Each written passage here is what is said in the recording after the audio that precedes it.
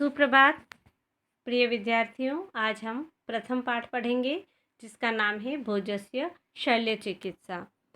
प्रस्तुत पाठ बल्लाल सेन द्वारा रचित भोज प्रबंध नाटक कृति से लिया गया है और इसमें राजा भोज के मस्तिष्क की शल्य चिकित्सा का वर्णन किया गया है।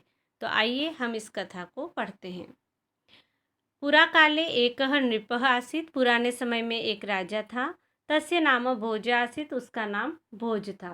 एकदा स नगरात् वही। एक बार वह नगर से बाहर एकस्मिन् तडागे एक तालाब पर कपाल शोधनम अकरोत्। कपाल शोधन की क्रिया करता है, अर्थात मस्तिष्क के शुद्धिकरण की क्रिया करता है। तन्मूलेन उसके मूल से, अर्थात तालाब के मूल से, पेंदे से कश्चन शफरः कोई छोटी मछली तस्य कपालम प्रविष्ट उस राजा के मस्तिष्क में प्रवेश कर जाती है। जब वह कपाल शोधन की क्रिया कर रहा होता है तभी उस तालाब में स्थित एक छोटी सी मछली उस राजा के मस्तिष्क में प्रवेश कर जाती है। तदा आरभ्य राज्ञः कपाले वेदना जाता, और उसके बाद शुरू हो जाती है राजा के सिर में, कपाल में वेदना, दर्द। उसके बाद राजा के सिर में दर्द होने लग जाता है। सा तत्रत्यः वह दर्द, तत्रत्यः वहाँ निवास करने वाले, भिषग्वरेः बड़े वैद्यों के द्वारा, सम्यक विचिकित्सता सही उपचार करने पर भी न शांता खत्म नहीं होता है, शांत नहीं होता है। अर्थात उसके मस्तिष्क का जो दर्द है वह समाप्त नहीं होता है। संवत्सरे अपि काले, एक वर्ष का समय बीत जाने पर भी, केनापि निवारित तस्य रोग, उसके राजा के रोग का कोई भी निवारण नहीं कर पाता है। अर्थात पूरा एक वर्ष बीत जाता है लेकिन राजा को उस रोग से छुटकारा नहीं मिलता है। ततः दुखित मना, तब दुखी मन से राजा मंत्री से बुद्धिसागरम कथितवाना, अपने मंत्री बुद्धिसागर से कहता है। बुद्धिसागर, इतः परम अस्मद्राज्येन कस्मिंचिदपि भिषग्वराय वसति देया। अब हमारे इस राज्य में कोई भी भिषग्वराय अर्थात वैद्य नहीं रहे। यतो ही, क्योंकि वैद्यक शास्त्रम प्रति मम आस्था समाप्ता, क्योंकि वैद्य शास्त्र के प्रति मेरी आस्था समाप्त हो गई है। सांप्रतम मम अंत समय समागता है, लगता है कि अब मेरा अंतिम समय आ गया है। ततश्रुत्वा, यह सुन करके, सर्वे अपि पौरजना, सभी पौरजना नगर के वासी, उस राज्य के निवासी, अश्रुपूर्ण नेत्रा अभवन, अश्रुपूर्ण नेत्र हो गए, अर्थात दुखी मन वाले हो गए। और तभी उसी समय अथ कदाचित देवसभायाम इंद्रः मुनिवरम नारदम अपृच्छत्। उसी समय की बात है कि एक बार देवताओं की सभा में राजा इंद्र ने मुनिवर मुनि नारद से अपृच्छत् पूछा। इदानीं मृत्युलोके किम किम प्रचलति, इस समय मृत्युलोक में क्या क्या हो रहा है, क्या क्या चल रहा है। नारद आह, नारद जी ने कहा, सूरनाथ न किमपि आश्चर्यम, सूरनाथ कोई भी आश्चर्य की बात नहीं है। किंतु दारा नगर्या, लेकिन दारा नगरी में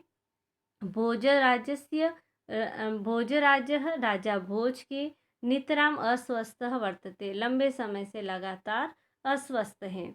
तस्य रोगः, उनका रोग, केनापि वैद्येन न निवारित, किसी भी वैद्य के द्वारा दूर नहीं किया गया, अर्थात कोई भी उनके रोग को दूर नहीं कर सका। तदनेन भोजराजेन सर्वे वैद्यवराः अपि स्वनगर्याः निष्कासिता, इसीलिए भोजराज ने सर्वे वैद्यवराः, सभी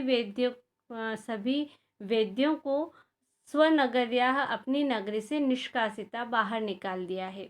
एतद आकर्ण्य, यह सुनकर के, इंद्र ने समीपस्थों, समीप ही बैठे हुए, अश्विनी कुमारों से, जो ये द्विवचन है अर्थात दो अश्विनी कुमारों से, इदम आह, यह कहा, भव स्वर्ग वैद्यो, अरे स्वर्ग के वैद्यों, किम क्या, धन्वंतरीयम शास्त्रम असत्यमिति, क्या धन्वंतरीय शास्त्र असत्य है।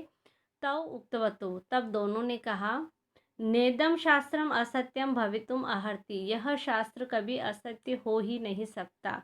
परम, लेकिन, येन रोगेन राजा पीड़ित अस्ति, लेकिन जिस रोग से राजा पीड़ित है, तस्य मूलम एव वेद्यः न ज्ञातम, उसके मूल को, उसकी जड़ को ही वेद्य नहीं जान पाए हैं। इतः इंद्रः उवाच, इसके बाद इंद्र ने कहा, यदि शास्त्रमिदं न असत्यम, अगर यह शास्त्र असत्य नहीं है, झूठा नहीं है, तर्हि तो युवाभ्याम भूलोकम गंतव्यम, तुम दोनों को पृथ्वी पर जाना चाहिए। येन सह राजा, जिससे कि उस राजा का सम्यक चिकित्सको भवे, सही इलाज सही उपचार हो सके, इसके लिए तुम्हें पृथ्वी पर जाना चाहिए। अश्विनी कुमारों, तब अश्विनी कुमार दोनों स्वर्ग के वेद्य विप्रवेशम धृत्वा, ब्राह्मण का वेश धारण करके धारा नगरम प्राप्य, धारा नगरी पर पहुँचते हैं। द्वारपालम उक्तवंतो, और द्वारपाल से कहते हैं, भव द्वारपाल, अरे द्वारपाल, भोज राजाय निवेद, राजा भोज से निवेदन करो। राजा अनृतम इति अंगीकृतम वेद्य शास्त्र, कि राजा ने वेद्य शास्त्र को झूठा मान लिया है। इति श्रुत्वा, यह सुन करके, ततः प्रतिष्ठापनाय, उस शास्त्र की प्रतिष्ठापना के लिए, तद्रोग निवारणाय, और उस राजा के रोग के निवारण के लिए, आवाम, हम दोनों, काशी देशात आगतौ, काशी देश से आए हैं। अर्थात उन्होंने, अश्विनी कुमारों ने द्वारपाल से कहा कि अपने राजा से जाकर कहो कि उन्होंने जो वेद शास्त्र को झूठा मान लिया है, उसको, उस बात के लिए और उनके रोग को दूर करने के लिए हम काशी देश से यहाँ पर आए हैं। द्वारपाल उवाच, इसके बाद द्वारपाल उन दोनों अश्विनी कुमारों से कहता है, राजशासनेन को अपि वेद्य प्रवेशम नाहर्ति, राजा के शासन में कोई भी वेद्य प्रवेश नहीं कर सकता है। परम, लेकिन तस्मिन्नेव क्षणे, उसी क्षण, कार्यवशात, कार्य के कारण, बहिर्निर्गतः, बाहर जाते हुए, बुद्धिसागरः, मंत्री बुद्धिसागर, तयोः वार्ता श्रुत्वा, उन दोनों की बातें सुन लेता है। अर्थात उसी समय बुद्धिसागर द्वार से बाहर जा रहा होता है, तो वह द्वारपाल और अश्विनी कुमारों की बातें सुन लेता है। तौ राज्ञः समीपम नीतवान, और वह बुद्धिसागर उन दोनों को, तौ अर्थात दोनों अश्विनी कुमारों को राजा के पास ले जाता है। राजा तयोः अलौकिकी मुख श्रियम दृष्ट्वा, राजा उन दोनों की अति सुंदर मुख श्रिय को, अलौकिक सुंदरता को देख करके, तौ सम्मानितवाना, दोनों का सम्मान करता है। तौ अवदताम, दोनों कहते हैं, राजन, हे राजन, कुत्रचित त्वया एकांते भवितव्यम, कुछ समय तुम्हारे साथ एकांत में चाहिए, अर्थात कुछ एकांत चाहिए। तो उसके बाद दोनों नृपम, राजा को मोहयित्वा, बेहोश करके, शफरम निष्कास्य, शफरम मछली को निष्कास्य निकाल देते हैं। कस्मिंचित भाजने, और किसी पात्र में निक्षिप्तवंतो, रख देते हैं। ततः उसके बाद संधारकरण्या के अर्थात सुई से सिलने की क्रिया, सुई से सिल करके, कपालम, कपाल को, यथावत कृत्वा, यथावत पहले जैसा कर देते हैं। और संजीवन्याच, और संजीवनी बूटी की सहायता से, तम संज्ञा प्राप्तिता, राजा को होश में ले आते हैं, संज्ञा में ले आते हैं।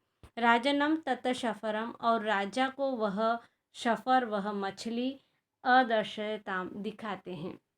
विस्मितः राजा अपृच्छत, आश्चर्यचकित हुआ राजा पूछता है, किम अस्माकं पथ्यम, हमारा अब पथ्य क्या होगा।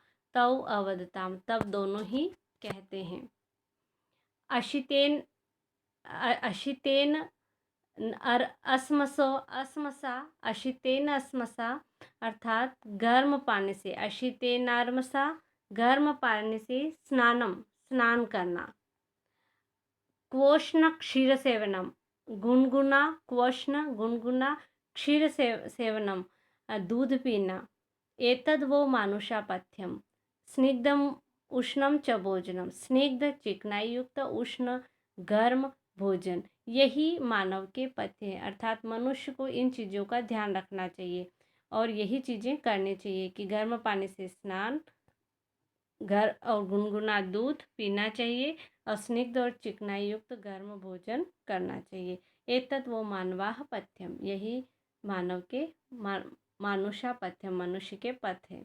एतद उक्त्वा, इस तरह से राजा को कह के अश्विनी कुमारों, दोनों अश्विनी कुमार अंतर्हितो अभवताम, अंतर्हितो अभवताम अर्थात गायब हो गए। राजा भी चिकित्सा शास्त्र के प्रति जात विश्वास करके सर्वान वेद्यान, सभी वेद्यों को पुनः फिर से आमंत्र्यामास, अपने राज्य में आमंत्रित कर लेता है, बुला लेता है। तो इस तरह ये कथा पूर्ण हुई। बच्चों, आप इसे अच्छे से पढ़ें और समझें और इसका हिंदी अर्थ करने का प्रयास करें। धन्यवाद।